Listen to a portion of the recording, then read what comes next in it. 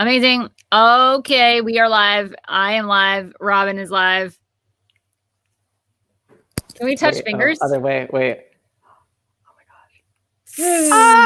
That was cool. Like we should make that a thing.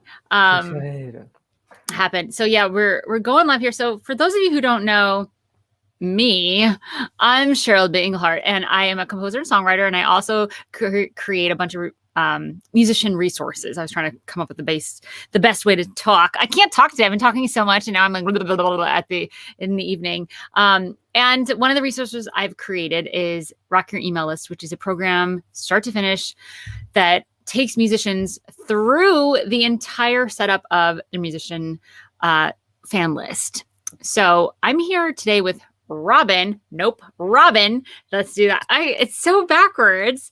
And we just decided to do this impromptu live to talk to you about Rock Your Email List. Because here's the thing. Robin is my amazing, brilliant assistant. He's currently a sophomore at Berklee College of Music and working remotely. And he found me because he was actually in Rock Your Email List before he even applied to work with me. So I get to talk to him as a student of Rock Your Email List, not as Robin. I'm not paying him to talk about Rock Your Email List like this. This is just kismet. So I was like, hey, Robin, let's get on and talk. So thanks for doing this. I know you're super busy. You're like in the middle of classes and also work that I have for you to do.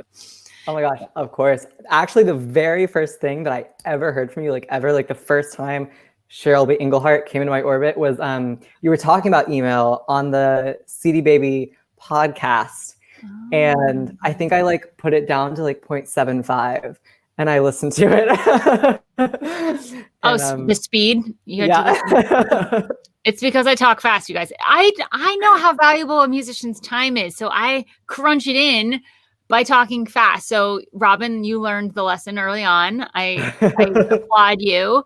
Okay, cool. So your first interaction with me was on the CD Baby podcast talking about email. Great. Yeah. CD Baby actually hired me to write their email guide that they give away for free, which is kind of cool. So when I say like I'm one of the only musicians teaching and talking about email marketing, I'm like literally wrote the book on it. So I'm really excited to be here. And talk to any musicians that are considering this program. It's the only one of its kind for musicians. And for the first time since I created it over a year and a half ago, I am closing the doors Friday, December 11th, so that I can really focus in on the people in the course. And the reason is because right now we are in such a digital time. Our fans, our music, our live performances, everything is digital. So people are more likely to be interacting over email than ever before. So I want to take this opportunity to make sure that the people in this course are really teaching their fans to be great fans. And then we're also doing the entire indie musician community solid, because once you teach your fans how to be great fans, they're going to go be great fans with the other musicians that they're fans of, whether or not, they're taught. So it's kind of like a whole leveling up for everyone. So Robin, tell me, so you heard me on CD Baby, and then what happened? You found out about Rock Your Email List earlier this year. Tell me your story, why email was important to you and why you enrolled. Totally. So actually, after I heard you talk on the CD Baby podcast the first time, you talked about the 30 nurture series emails that you go so in depth on in the course. And so I sat down and I wrote all those like right after the podcast. Oh my God. And yeah, it was a thing. And then I sat down in front of MailChimp and I was like, I have no idea what to do. And I knew email was important because I heard you talk about the statistics about how much more engagement email can have, how much more money you can make from email. And I was at Berklee and I was looking around and no one was talking about email. I would get so many Instagram and Facebook ads for production courses and digital marketing courses, and I never got a single one for an email course. So I was like, I think she's onto something. So yeah, so I got myself in Rock Your Email List, and I think I watched the whole 11 hours in 48 hours. And then I was like, okay, I did that way too fast. So I went back to the beginning and I started actually doing the work. And I saw improvement immediately. I had been sending out God, I hate to say this. I had been sending out newsletters. And Yes. Yes. I know. Oh my gosh. It's so funny. By the way, you guys, I don't know this story. Like Robin's been my This is assistant true, for like yeah. 6 months after he did Rock Your Email List and after I think you were in Amplify for a little while too.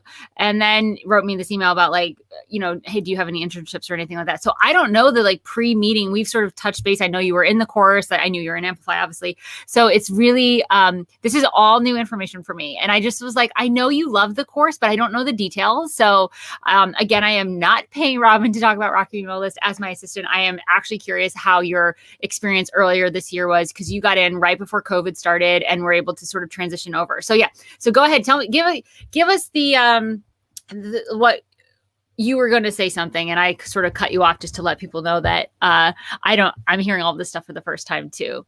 So yeah, you did it in 48 hours, and it was way too fast, but you got the world of it. So then what did you decide to do? Yes. So I think, well, what really prompted me to get in the course was my emails had hit kind of an all-time low. I'd just done this big rebrand of my email list, and my click rates and open rates were so low. And I was like, why? I just made all these new graphics and all these new things. And when you open my emails, it's like this explosion of branding and color. And of course, having taken the course now, I understand why my highly branded HTML newsletters didn't get huge open and click rates. So yes. Yay. Oh my God, I love that. No. Brianna just said, I just bought it. Yay, Brianna. And she said, hey, Rob, she was like, hey, Robin, you were right about getting addicted to being your best self success in Cheryl's courses, which is something Robin has shared with the groups, the Facebook groups that we're in. It's dangerous, you guys. You should definitely get in Cheryl's courses. Just know that like Cheryl will make sure that you get the stuff you want, which sounds great. And she will like make sure you get the stuff you want. So if you're not ready to get the stuff that you want, that's a warning. If you are ready, yes. You've been warned. Watch out what you say in front of me, because I will make sure you get it. I love that. Okay. So you just said your click rates and open rates. So just quickly, for someone who hasn't done my challenge or the webinar or has like had a conversation with me ever, a click rate, let's start with open rate. And open rate is the percentage of people that receive your email, how many of them, what percentage of them are actually opening it. So that's the job of your subject line. Your subject line is directly going to determine your open rate. How likely are people going to open it based on what you're telling them in the subject line? And then the click rate is the percentage of people that open it. How many people click the link? So if you have a link in your email, if you don't have a link, then there's no click rate. And most of the time, we want our subject line to entice people enough to open the email. And then we want the copy of the email to entice them enough to click on the link. So if that's to send them to your merch store or to your pre-save or pre-order for your single coming up, whatever it is you want people to do, or follow you on Instagram or follow you on Spotify, you want the copy to be all about getting them to click. And then it's the job of the landing page, your merch page, how your Instagram layout looks. It's the job of that page to get them to close the deal and do the thing, whether it's to buy or follow or whatever. So when you talk about your open rates were really low and your click rates were really low, I'll just say across industry. So this is a very, very, very, very, very broad number, and I would not worry about it if yours is lower or higher, but 15 to 25% is an average open rate for a list, which is, to me, for my list, I've never seen those numbers. It's super crazy low. And then an open click rate is around 1 to 2%. So tell me, what were you getting for what you were sending out when you first, before you did Rock Your Email List? Because I know you have this data because you're so super organized. You keep track of everything. So share us some numbers. Yeah. So my click rates for my newsletters I sent out before I took Rock Your Email List had gotten down to like the 15%, the 12% for open rate. And I was like, no! The open rate was 12 to 15%. Okay, got it. Yeah, cool. Which, I mean, I had originally had a little higher back when my emails were just me writing and not tons of graphics. And, they'd maybe been about 20. And then they just started going down like that. And my click rate, if my open rate was 12%, my click rate was, maybe 1, 2, 3% of people actually clicked on something. So, yeah, I was very disheartened over that. But now, you guys, can I share my stats now? Yeah, share your stats. Go for it. Okay. So my average open rate now is 37.4%, which is awesome. I'm so happy about that. I get really obsessed about my open rate. Wait, pause. Your Yeah. open rate is 37%, almost 38%. Yes. You went from 12% to 30. You like more than That's doubled I almost tripled. Okay, I'm going to try and triple it now. your open rate. Okay, that's Yeah. that's new. I need to put that on like a graphic. That's amazing. Okay, carry on. And my click rate is 7.4% right now. So you which went is from cool. 1 or 2% click-through rate to 7.4, which is like triple the industry average, just so you know, of click rates. That's so cool. Oh my gosh. Wow. It's a good course, you guys. Oh my gosh. So before, let's just get this super straight. Oh, and give us how many people are on your list before and after. Oh, I started with about 30 people on my email list, and now I have 141. And you said you told me that you haven't really done a hard push for growth, and I have not either. There's some things that I have not been able to focus on, and one of them is growing my list. So I love on the 2,000 whatever people that I have, and they're still showing up for me and fan funding and like doing all the things. And then Spotify has not been on my list of things to do, and like it's on the list now. So you haven't done a hardcore push for growth. So without even trying, your list went from 30 to 100 and what? 140. Yeah. 140. Okay. So that was before and after the course, which you've done this year. So we're talking within this year, you went from 30 to 140. Your click rates before the course were around 12 to 15%, and now they're 38%. I'm sorry, your open rates were 12 to 15, and now they're 38, which is an extraordinary open rate in general, but that's bananas. And then your click-through rate went from 1 to 2% to 7.5%. So okay, so those are all like really great numbers, but how does that translate to your strategy for what you want for yourself in your music career, your relationship with your fans? Like, okay, cool, you've got great numbers on paper. Your email list is doing so, you are rocking your email list. Like you're rocking your list. But what does that translate to in real life? How does it make you feel? What do you get out of those numbers being what they are? Absolutely. The way I kind of think about my email list is whether all the people on my email list are, whether they're like actual fans of me or whether they signed up for my email list for something. I always wanted people to open the emails, even if they, maybe weren't like huge on me yet. I just know from being on other people's email lists, there have been times where I could kind of care less about their like new project. I'm just like not there in their world right now. But the next year when they put out the other record, I was all over it. And I was grateful for having gotten to see the journey of the other record. So that was kind of my philosophy going in. I want to make sure that as many people open my emails as possible, whether or not they're like really feeling me right now. I want them to have a picture of my journey, because it could be the next album is like their album. So that's how I thought about that. And also I kind of set from the start, I really thought about what emails I would open. And then I thought about what emails my avatar would open. And I decided really early on to make it part of my brand that I would be like a little bit cheeky sometimes and a little bit whatever in my subject lines. Because I was like, it's not clickbait because it's always very relevant to what's in the email. But I was like, I want to have subject lines that are a little bit intriguing. Curiosity is one of the things you mentioned in the course about why people open emails. So one of the emails in my welcome series, the subject line is, "Whoa, I'm flying." And for a long time, that had an 80% open rate. This was my third email in my welcome series, and now it has a 60% open rate. And the email is a music video in which I like take flight at the end. And my second highest open email after, of course, the first email in the welcome series, which is going to be your most opened email ever, is the first email of my first nurture series. And it says, "I'm a swinger." And that has a little smiley face.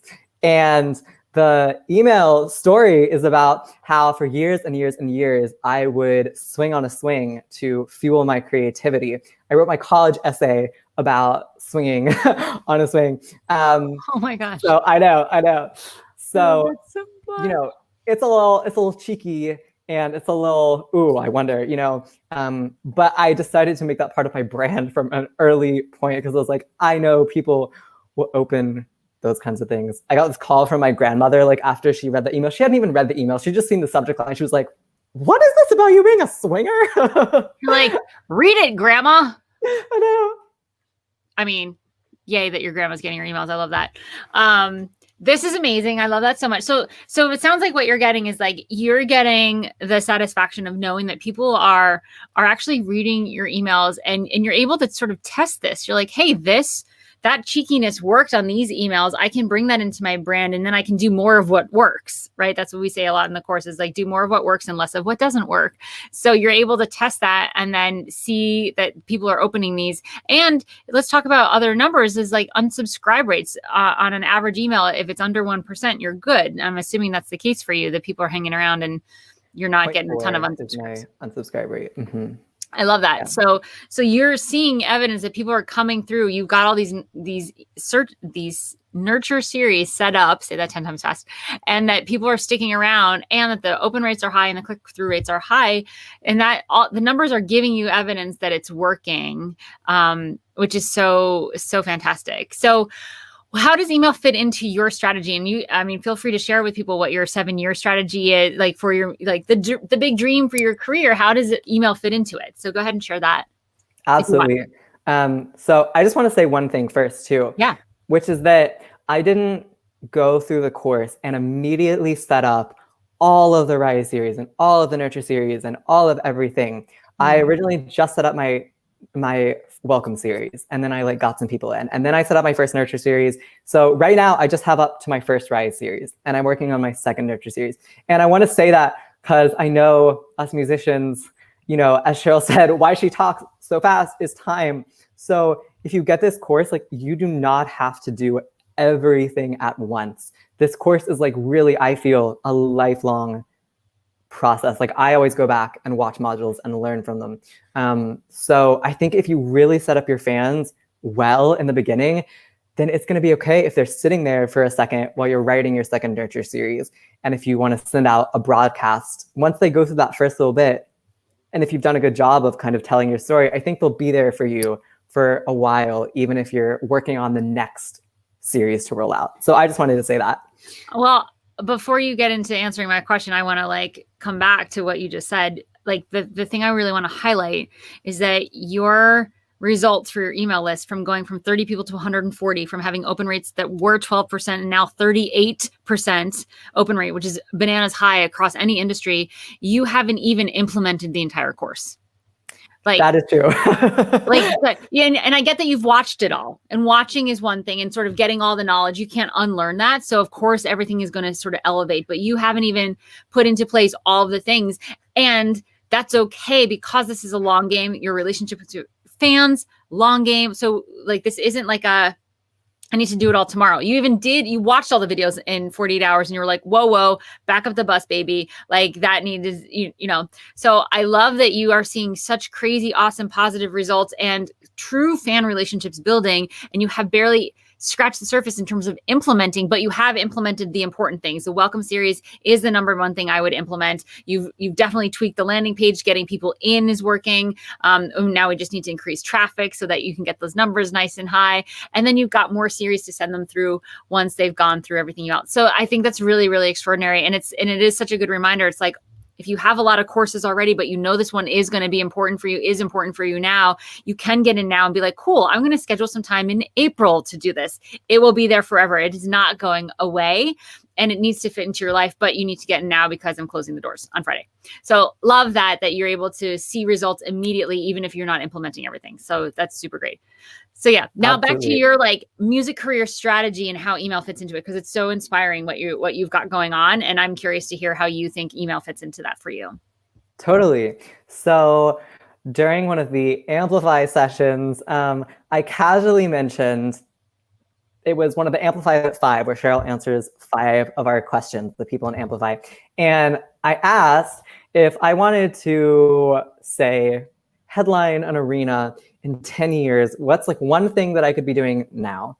And Cheryl started laughing. And I was like, oh no, she's going to say like, oh, you need like 20 years. And she said, oh no, I think you can do it in 7. So I talked about it on the Amplify group and with Cheryl, and I decided that my goal for 2027 is to headline 20 arenas, which, oh my gosh, you guys, that scares me to say sometimes. But I was really like, after I said that, I was like, okay, I need my fans. Like, I was like, I cannot do this alone.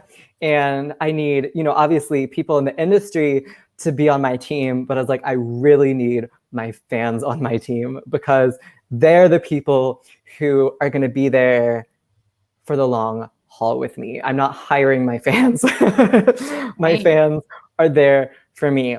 And I knew it was really important to let my fan list know, hey, I've done this thing. And so I sent out that email and I got responses, which was great. The first time I got a response on one of my emails, this was after I took Rock Your Email List, I was like, oh my gosh, I made it, which is really sweet. And now I get, maybe a couple responses every week, my automated series go out, which is so fulfilling always. So how I see email fitting into my whole goal and picture is that I know my fans are going to be there for me if I'm there for them. And being there for them means literally, being there for them, writing those emails, automating them. So even if I'm not actually there for them, MailChimp is there for them, or, Yeah. Yeah. So I just knew it was really important for me to have that connection with them and to really tell this story. And I felt a sense of responsibility too, to keep my fans updated and keep them having faith in me. Because, how many people, like, when we're little, we're all like, oh, I want to be a pop star. At least I was. And so I felt some kind of sense of responsibility to show my fan list that I was really serious about this and that I was doing it and that they could be on a winning team. I remember Cheryl saying people love being on a winning team. And I really took that to heart. And I was like, if I can make these people feel like they're on a winning team, if I can show them that I'm doing things to get us toward that win, if I can make them care about me headlining 20 arenas in 7 freaking years, like that's a long time to have attention for someone. 7 years, but I was like, if I can get them invested in that now, that's really going to help me later. I love that. And just so you know, I'm on a 17 years into my fan list where my game has been to get nominated for a Grammy. And I haven't really lost a lot of people along the way. I'm just telling you, like there's normal unsubscribe rates and mine are lower than the average, but the people are sticking around. Like they're like, I don't care if it takes you till you're 60. We are getting that Grammy with you. Right. So I love that, Robin. I love how aware you were of the relationship so early on. And that you're clear on your goal. You're playing arenas in 7 years and you're willing to bring your fans along for the ride. And I say willing because it takes something to share a big dream that when you say it out in the rest of the world, they laugh at you, but they don't come back and say, but you can do it in less time. Like, yes, I laughed because you were so adorable and so timid about sharing this because that's how the world out there treats big dreams. Most people, no matter what industry you're in, don't let themselves truly dream. We're working on the next gig, the next paycheck, the next bill. So when you let yourself dream and then you say it out loud to your fans become your accountability team. We just had a Zoom call with some of the new people in the course. And it was funny. We were talking about what does your fan list mean for you? And I say in the course, it is your career's ATM. That's what it has potential to be. It is your accountability team because the second you say something out loud to someone, they are going to be there. And then you're like, I said it to them and now I got to do it. Like there's nothing better than having people out there be cheering you on. And then another thing that we got to on this call that was so interesting was like, they're kind of your record label, right? You can use them every time you send out a survey or say, hey, do you like this album cover or this? We're down to the last 2. They're making decisions that a record label would normally make. So why have a record label when you can turn your fans into that for you? So there's so many things that your list can do for you. And I love that you're so related to what those things are, and you're just bringing them in and loving on them. I hear so often, and so many musicians, even every time anyone wants to join In the Key of Success, the group on Facebook, you have to answer a couple questions, including what do you want most and what's stopping you? And so many people think that, or say that they want their music to get out there. And this concept of getting your music out there leaves a lot up to chance, to someone else find you. You're left hoping. And I personally don't want to build a business on chance. I would like to build it on my own empowerment and my own skill set. And that's what people in this course are doing, are really growing a skill set. And it's not just around email, y'all. It's around communication and clarity and your workflow. And I am a career coach, so you get a lot more than just like, here's what the techie platform looks like, although we do that too. But really, what I like to do, and my whole purpose in this program, is to flip that idea of getting your music out there on its head, which is a very, very hard concept for a lot of musicians to get. What if it's not about getting your music out there, but keeping your music right here where it belongs, close to your heart, and bringing people in? That's what this course is about. Is like, how do you bring people in, and how do you get them to stay and keep them in? That's so much more empowering and so much more inspiring to me. Like I just get teary, and like my heart flutters when I say that. Like, just bring them in, and don't throw this thing that you just created, your heart's on your sleeve in your music, and we want to get it out there. Like, I'm imagining like throwing a football. And we also discovered on this call earlier that we had today, this whole analogy of like throwing is great, because I literally I've been taught 14,000 times how to throw a football. I cannot throw a football or a frisbee, but I can catch anything. Like, Robin could throw me something right now from Georgia and I would catch it. But talk about a great analogy. Like, of course, if we're really good at catching, let's receive. So let's bring those people in and not worry so much about getting our music out there. And that's what we do in this course. And that's why I wanted to bring Robin on, because I knew he had a great experience with Rock Your Email List. I didn't know what the numbers were. I didn't know what the statistics were. And it's so fun to hear all these things, like that your list went from 30 to 140, and from 12% open rate to 38% open rate is like kind of blowing my mind right now. That is a major, amazing shift. And I'm so proud of you. Thank you. Yeah, thank you for being so vulnerable and sharing. I literally was like, hey, do you want to talk about the Rock Your Email List like a half an hour ago? And he's like, yeah, sure. So for anyone that's watching, I'm glad you get to meet Robin. And if you're considering Rock Your Email List, Robin, what should they do? They should go www.rockyourlist.com and get it. Are you sure? Okay, here's the thing. We've talked about this, and you guys, like, aside from being Cheryl's assistant, I was a Cheryl user like long before I was a Cheryl assistant. I believe so freaking much in Cheryl's courses. I'm saying this like so from the heart when I say that, like, you will not find another music course out there like Cheryl's course, especially like this course. It is so holistic and it is so helpful. And she is there to guide you through every step of the process and show you stuff from her email list, emails of hers that have gotten good click rates and open rates. And the templates are out of this world. I actually bought your welcome series template before I was in Rock Your Email List. You were doing an offer for the welcome series, and I bought it. And then I was like, this is nice, but I need to know what to do now. You know, I was like, it was great. I started seeing results, but I was like, I want more. So yes, you guys buy the course. Sorry, I'm not like pushing it on you, but you are. But you're adorable. I asked you. I was being cheeky, but you're going with it, and I love it so much. Yeah. Really, you guys, this is the kind of energy in the course. There's a Facebook group. You get access to me and people like, God, I do that the wrong way every time. Like Robin. Oh, no, I was so sure that time. You were so sure. And then it's right. Yeah. You get people like Robin in this group. This is good energy. And don't you wish that you had this clarity and articulation and clarity around your career when you were 19, like Robin? Like this is bananas. Like just come into the course just so you can be in the presence of Robin, because he's kind of a unicorn. This will happen to you too, though. I was not always this way, you guys. And I got in Carol's world. Oh my gosh, you're amazing. So Melanie Grace, hello. She says hello. And then I don't know who this is, but someone says, love your energy and authenticity, Robin. Very, very sweet. So yes, head to rockyourlist.com.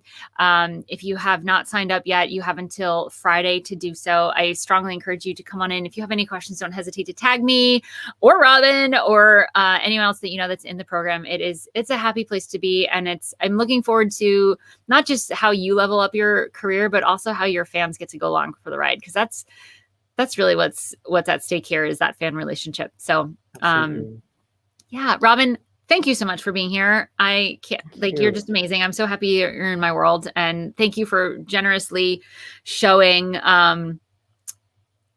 everyone and Jenna's check. Love that word. Yes, I am excited. Jenna, I'm so excited to have you in. So yeah, if there are any questions, tag me. I'm super duper available. We're going to put this on IG TV. That's the thing, right? And it's on YouTube and Facebook and all the places. So hopefully we've sort of covered all the things here, but I strongly encourage you to check it out at rockyourlist.com and have a wonderful rest of your day. Bye. Bye.